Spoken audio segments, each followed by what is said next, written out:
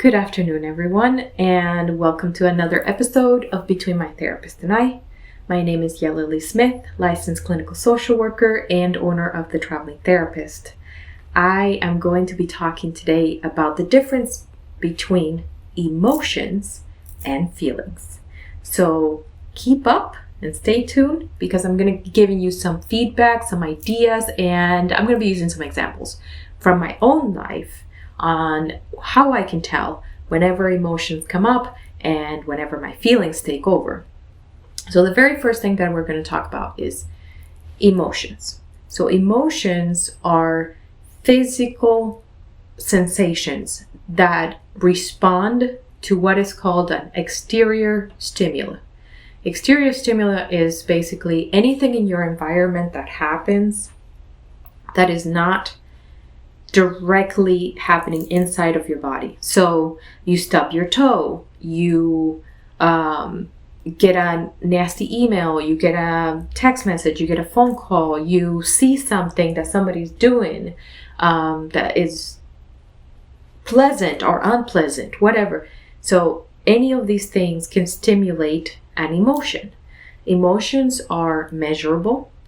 They are often identifiable, so like you typically know where in your body it exists. And if you're ever wondering why therapists are always asking, especially kids, if you're ever wondering why therapists ask kids and maybe even you yourselves where in your body you felt the sadness or you felt the anger, that's because that therapist is trying to identify the emotion that's associated with the feeling. So some of the emotions that you might experience are pain, physical pain, tightness in your chest, dizziness, shortness of breath, headache, nausea.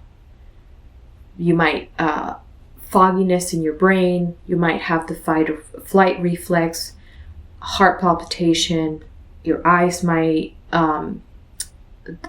your eyes can dilate, dryness of the mouth, tightness in your muscles. These are emotional responses to something you saw, something you touched, something you heard outside of your body. Now, that's emotions. They're measurable. They're typically based on facts because it's something that you're physically experiencing. They are associated with stimuli outside of the body most of the time, 99% of the time. And they are not feelings. Now, feelings are based primarily on how you perceive your environment. So how you perceive that stimulation that just happened. And a lot of different factors come up when it comes to figuring out why you feel the way you feel. Everything from cultural heritage to your identity, your self-identity, to your language, to your history of trauma, if you have any, your childhood development, your attachment style, your relationship with others, the way you relate to the world. All of those different factors come together to create your perception. So your idea of how the world works. And those are what create feelings. So feelings are very rarely based on fact. They're almost always based on perception. Now, why do they work together so often? And sometimes they work together well, sometimes they don't. So I'm not going to say why do they always work well together, because they don't. But why do they almost always work together? That is because people in general have a difficult time identifying the difference between an emotion and a feeling. Almost always, the moment you have an emotional response, you will associate it with a feeling. You will open up your drawer of saved up experiences in life, and you will identify what you felt depending on that particular emotion that you're experiencing. So I'm going to give you a few examples so that you can also identify in yourself when you're having an emotional response and when it's feelings and when one has bled into the other, and how to control both. Because that's the aspect that's really important about mental health there, is that sometimes when we don't have the understanding of what we're actually experiencing, it can get really lost we can get really lost in our own head, and it can get lost in the process that we actually have the power to stop the process, stop the thoughts, stop the feelings, and change things for a more positive or productive type of mindset. So I'm going to give you the first example. So the first example is, I've kind of been using, I've been observing people, I've been using myself. So I'm going to give a couple of examples. Example number 1. I have a patient. This patient is in her 80s, and she lost her husband of 58 years almost a year ago. And this patient is asking me, why is it that sometimes when I look at my husband's picture, I feel like crying, and then when I start to cry, I immediately start to relive all the months before and during his illness, and I start to relive my guilt and my shame and my thoughts of, I should have been able to do more, I should have been able to handle this, I should have been able to save him. This wouldn't have happened if I would have actually done something more. So here are where emotions turn into feelings, and when it's productive and when it's not productive. So I indicated to this patient, you see the picture. The picture stimulates the response of grief. You're sad. You feel tightness in your chest. Your eyes get watered. You feel like crying. That's the emotional response, is I start to feel the need to cry. Now, that's the sensation. The sensation is tightness in the chest, watering of the eyes, shortness of breath, and then the emotional response is tears. Now, she could stop right there. She could stop right there and she could say, okay, let me focus my breath on the areas of my body that are having an emotional response, which is my chest, which is my breathing, which is my eyes, etc., etc.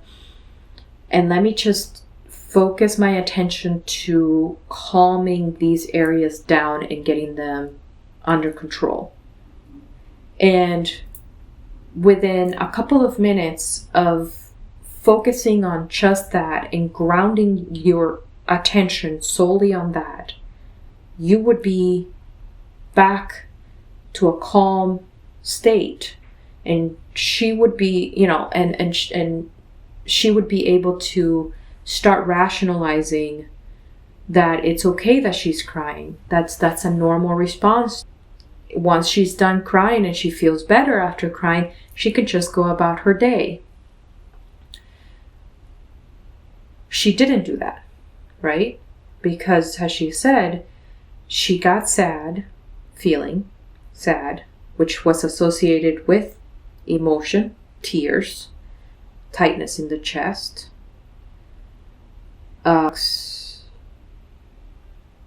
shortness of breath. So she got sad. Okay. The sadness then spiraled into reliving the feelings that she has now learned to associate with grief. And the feelings are guilt and shame and doubt and fear, and lack of confidence in herself, etc., etc. So those feelings started to spiral one into the other, into the other, into the other. Her emotions remained. She still had the chest, a tightness of in her chest. She was still crying. She still had the sensation of like, I can't breathe. As she's spiraling through this cycle of feelings.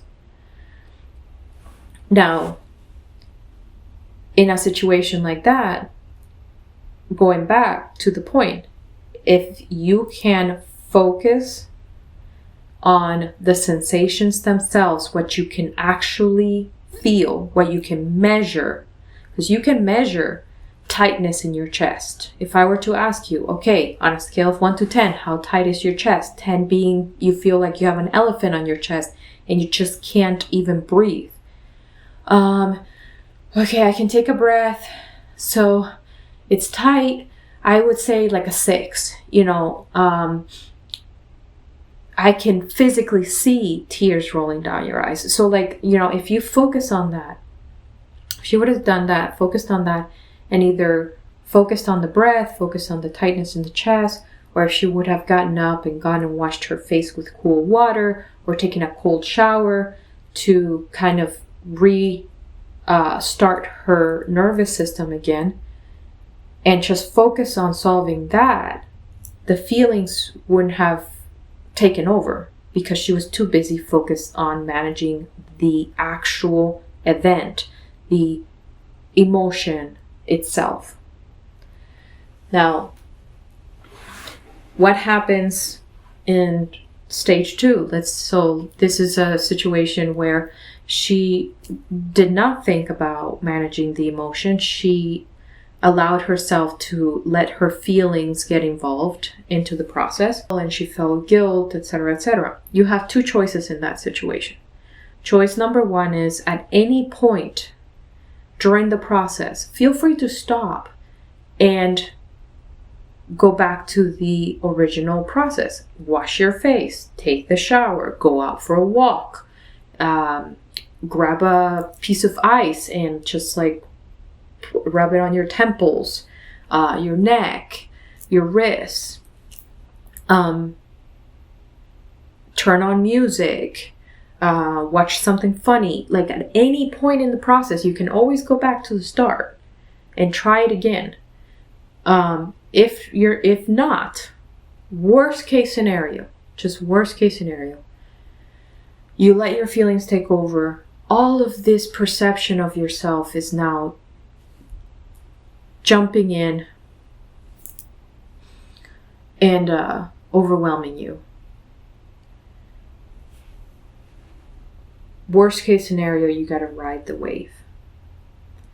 Just go back to the breath.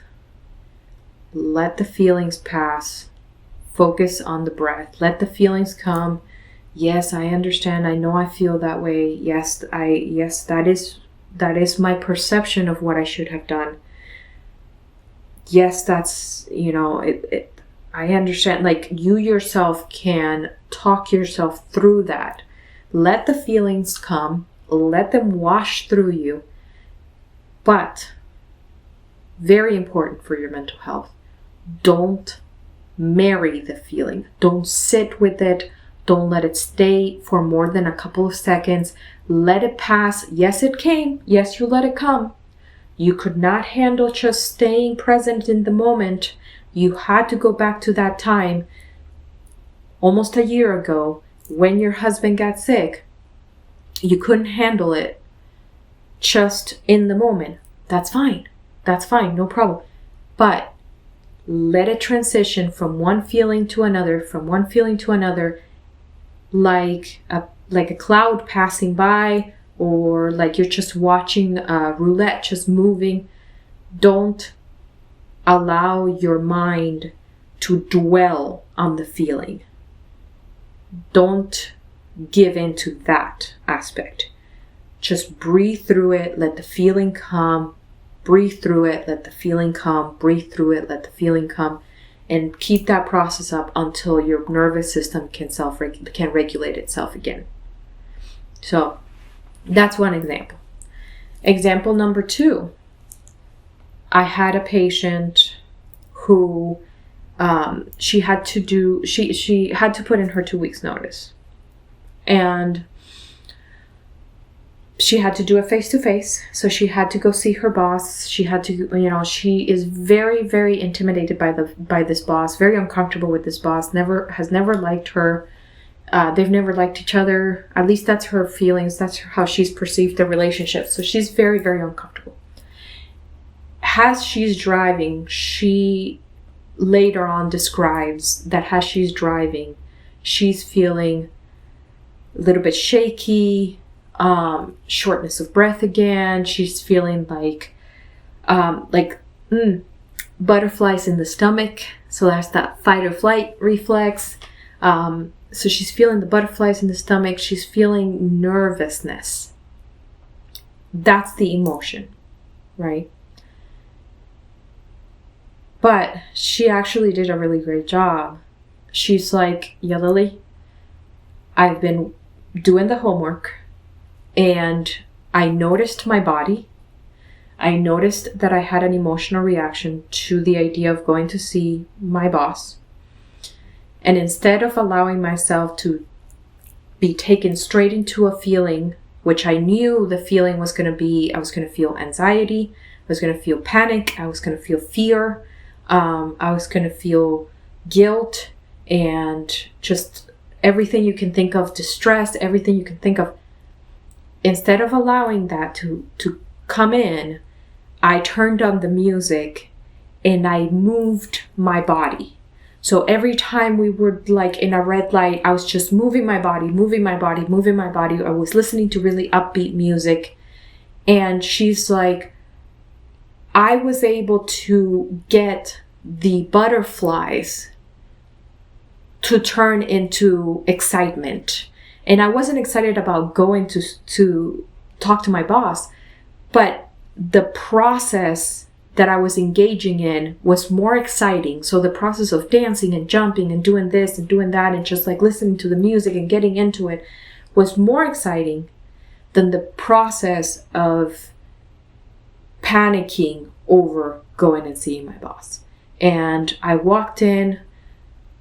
I did not have a reaction to seeing her. I talked to her. I gave my 2 weeks notice. She was surprisingly pleasant. I left as soon as I could, and then I went about my business. So in that scenario, this person focused, knowing that the feelings were going to come, because she was very aware that she suffers from severe anxiety. So knowing that the feelings were going to come and that she was going to spiral, she made a point to focus on the moment and focus on what her body was doing and grounding herself in her body. And her way of responding was, I'm going to move this anxiety out of me. I'm going to move this angst out of me. And it worked out great for her. So, in a nutshell, you can be a lot more aware of emotions coming. You can predict that there might be an emotion that might come. You definitely can control emotions. You can dictate emotions.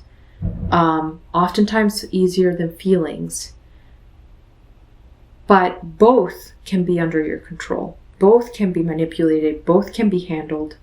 And that's usually, wonderful for mental health. So today we talked about how to tell the difference between emotions and feelings. And we talked about how you can manage your emotion and stay present in your body before the feelings come and let you spiral out of control. This is a helpful tip for anybody that's interested. Between now and the end of the week, let's say Sunday, so between the moment you watch this and Sunday, grab at least 1 minute at some point in time throughout the week. Just grab 1 minute, take 1 minute. You can be in the car, you can be in school, you can be at work, it doesn't matter. And just pay attention to your body and the emotion that the body is currently experiencing in that moment, and how you can focus on that specifically. And whatever feelings come, whether that's annoyance, whether that's wanting to dwell on something negative, just remember, like a cloud in the sky, you just let it drift by. So for 1 minute, all your attention is on your body, what you can measure. If you can measure it, if you can feel it, physically feel it, then that's your emotion. And that is our vlog. I still can't get used to saying that. Our vlog for today. I hope it was helpful. I'd love to hear your comments, your feedback, your ideas. I'd love to invite you to come on our vlog and join me. If you have anything you'd like to share or talk about, or you have any questions, feel free to leave it in the comment, and feel free to subscribe and ring the little bell if you like what we're putting out there. I hope you have a wonderful rest of your afternoon, and I will be talking to you guys later. Bye-bye.